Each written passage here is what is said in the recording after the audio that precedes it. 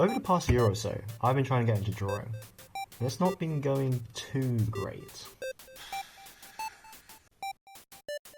It really doesn't help that I can never find my stinking rubber. It must just like skedaddle off on its own somewhere.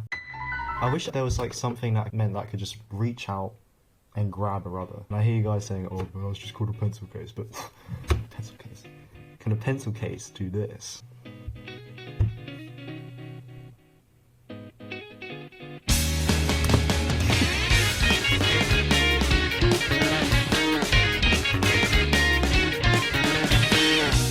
First of all, I'm going to set down some restrictions for the project. I refuse to spend a single penny on this stupid project. I actually can't afford to be spending anything on this project.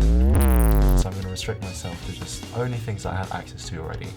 And then second of all, I'm going to restrict myself so that I can't have anything on my hand for the catapult to work. Imagine I'm trying to look for my rubber, but first I have to look for my fucking hand GPS glove.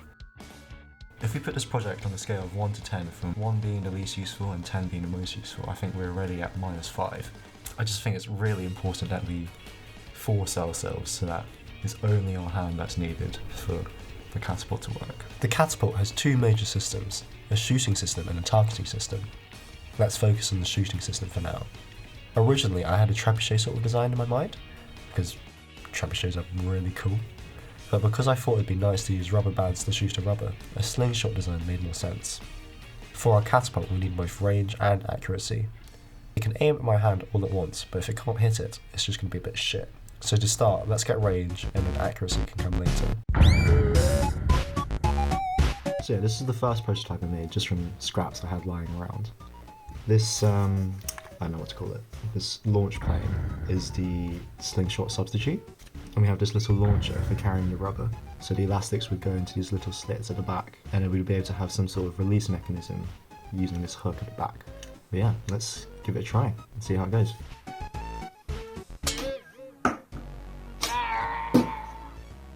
Right, I pretty quickly realised, amongst many other things, that the position of the elastics on the launcher matters quite a lot. Right now, the elastics are quite far back relative to the rubber. So if you imagine, as it's being shot, it's only being supported by those elastics. And so naturally, it's going to tip. So if we ignore all the other prototypes I've done, this is the second prototype of the launcher.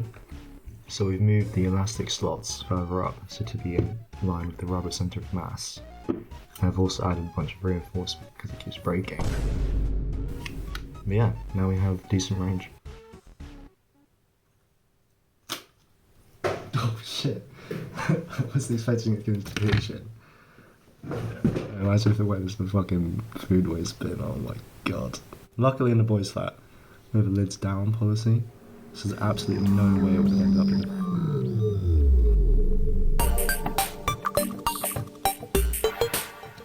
Right, so we're never using that rubber again.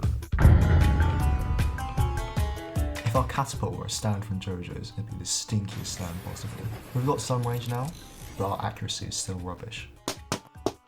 Our current setup is just impossible to use. There's just way too many variables that can change between launches. The position of the elastics on the sticks, how broken the launcher is, the launch angle, and so on. This makes it shoot differently each time, and it's impossible to tell what's happening. Far the most important variable to keep the same is the launch angle, as it largely determines where the rubber's going to end up. So I designed a new setup with a cradle to keep the launch angle the same between launches and laser cutter. So this is what got passed out. If you're wondering why it looks like it's being held together by hoops and dreams, that's because it is. So the basic idea is that we want to control two axes of rotation for the launch plane. Horizontal rotation is controlled by this stepper motor at the bottom, and then that rotates this entire cradle, which supports two stepper motors, which can control vertical rotation. The only issue is that it's complete ass. The fact that the cradle is only supported by a stick means it's really unstable and liable to fall over. So for the next cradle, I scrapped the stick design and replaced it with a much more stable tower, and I also added a little slot for a camera because we'll need it later for the targeting system. This was definitely the way to go. I don't know what I was thinking with the old design. It also meant we could start testing out a tracking system, but more on that later. For now, we're just interested in the precision of the catapult with the launch angle fixed. So to start, I've got this hand-sized target that we're just going to set up, and yeah, let's see how it goes. Of course, it was complete dog water. We did manage to hit the target a few times, but then we broke the launcher, hit my attack on Titan poster, so it sort of cancelled out. Bro. So after making a new launcher and taking the necessary precautions, I decided to take some slow-mos to see what was actually happening. Okay, so remember how the cradle was supposed to keep the launch angle the same? Well, it didn't happen. You can see in the slow-mos that as it launches, the launch plane is just rocking loads, so much so that the launcher hits the launch plane, and any hope of precision just goes out the window. The catapult has a bunch of places where it can wobble, for example between the cradle and the tower, so I'm going to stick a sort of cardboard collar between the cradle and the tower to stop it wobbling, and hopefully that fixes it. Okay, so that didn't work. The good news is that the cradle doesn't wobble anymore. The bad news is that it just takes the tower top with it, and it just gets airtight now. And then the cherry on top is that the launcher broke again. Okay, so after painstakingly making a new launcher, I think I'm gonna stick the tower top down to the tower base as well, just to stop it flying off, and so hopefully that fixes the issue. Rocking. It's still rocking loads, so I'll try and do a few more tests to see what else I can do. Oh my fucking god. We need to fix the launch situation.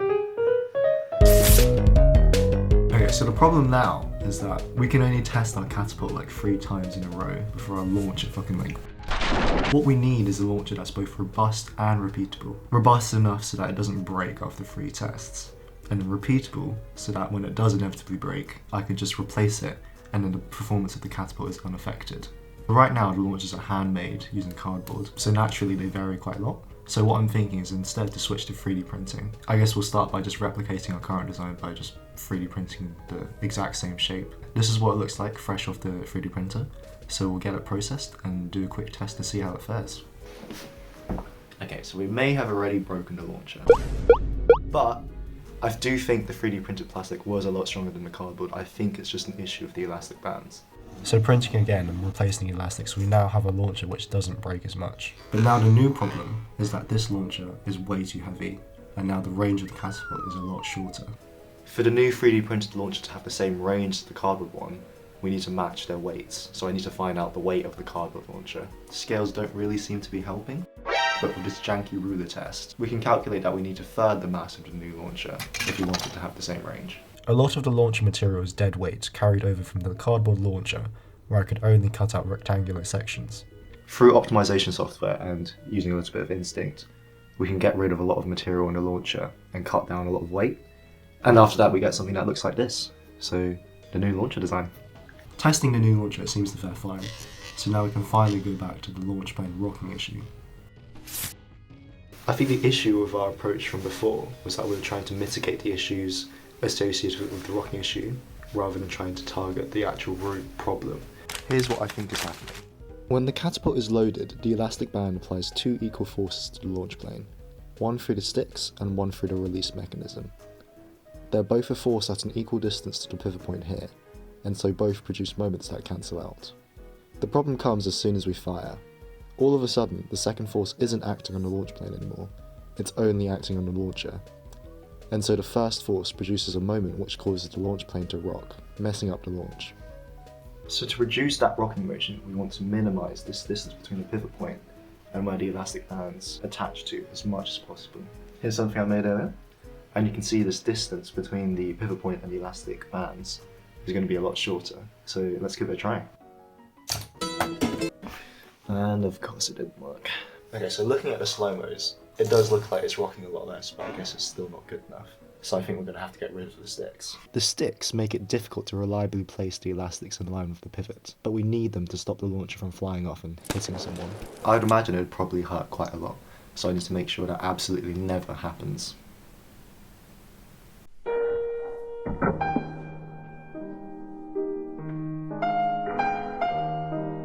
Okay, well, I had to try it at least once. Yeah, to make sure that never happens again, I'm thinking we can change the launcher design. Right now there's big channels on the launcher to slot the elastic bands into, so there's nothing stopping them from separating and the launcher just flying off. So I'm thinking instead to replace these big channels with narrower ones, thinner than the elastic band width. So when you try and get them through, you can't without stretching them. After you slot them in and you unstretch it, then the elastic band is trapped. We can use a similar idea to attach the elastic bands to the launch plane, replacing the sticks.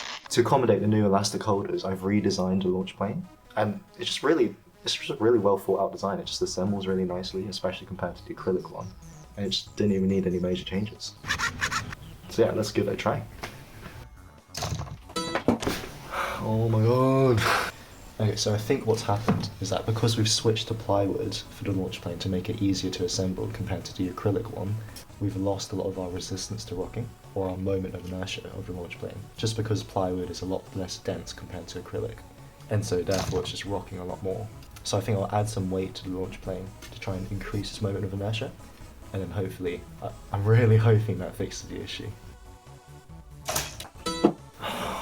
Why is it not working? I feel like the catapult's kind of like a curry. When I'm cooking curry, I actually have no clue what I'm doing. Maybe if I'm feeling a bit cheeky, I might add in some random ingredients, might deviate a bit from the recipe. Maybe add in something a bit rogue. Okay, maybe not that rogue. But at its core, there's going to be a set of fundamental ingredients that you can't go out without. And if I was missing one of those, I'd actually have no idea what to do. So what if it's the same with the catapult? What if I've just been adding bananas all this time? So looking at the slow-mos, it does look like the rocking issue has been fixed. So I don't know what's going on. I have just noticed that at the end of the launches, it does seem like there's this weird, like, as the launcher sort of like whips around as it's being snapped back by the elastics. So maybe that's causing the new inaccuracy? I don't know. Taking some more well-lit slow-mos, I think I sort of see the problem. The launcher seems to be rotating right at the end of its travel, and then that seems to be just like shooting the rubber just like at a steeper angle than you would have expected. It reminds me a lot of when we started out, we had like a really similar issue where the launcher was rotating, but during its launch rather than right at the end. And that was because the elastics were offset from the center of mass of the entire system, so the rubber and the launcher. Any force applied to a object at a distance from the center of mass will cause it to rotate.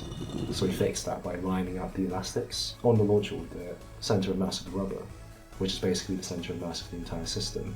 And I made sure to keep that with the 3D printed launchers. We can treat the rubber and the launcher as one system because any motion that's applied to the launcher is force on the rubber as well. If the launcher wants to rotate, the rubber has to rotate. If the launcher's going forwards, the rubber has to go forwards. I guess the only sort of motion that's not translated to the rubber is when the launcher's being snapped back by the elastics, and then the rubber's just sort of free to move on its own. The launcher center of mass is not in line with those elastic channels, so if left on its own, the launcher will rotate under the force of the elastic bands. So what if in those few shit little milliseconds where the rubber's leaving the launcher's able to rotate enough to throw the rubber off course? If we're correct, we shouldn't see any rotation if I force the rubber and the launcher to stay together. So if I tied them together, record it, there's no rotation. So if I change the center of mass of the launcher to be in line with the elastic channels, we shouldn't observe any rotation, and then it should make the launch go fine. So this is the new launcher design. It's identical to the previous one, except I've shortened this rear section just to bring the center of mass in line with the elastic channels. But yeah, so let's give it a try and see if it works.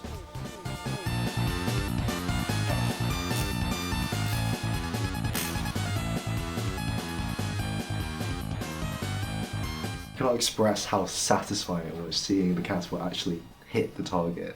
I tested it a couple more times to just check it wasn't a fluke, and it just hits on, bang on, every single time. It does make me wonder like how precise it is in like absolute terms. Like, how does the catapult fare against me, for example? Alright, how difficult can this be? Okay, now I'm trying again.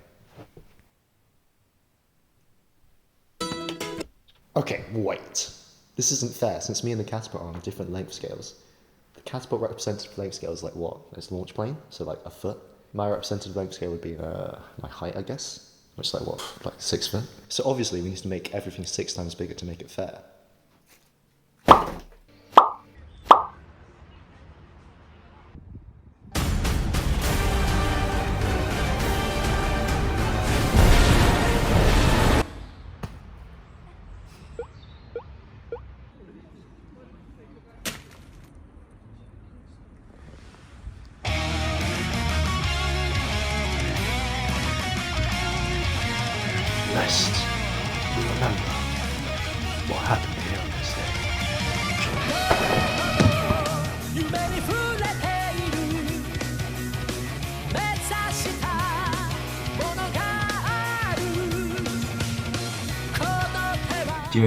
The only reason it's this shape.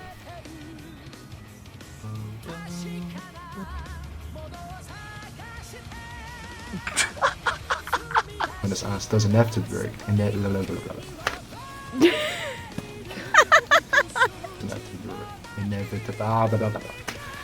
fuck. Lest we remember what happened here on this day.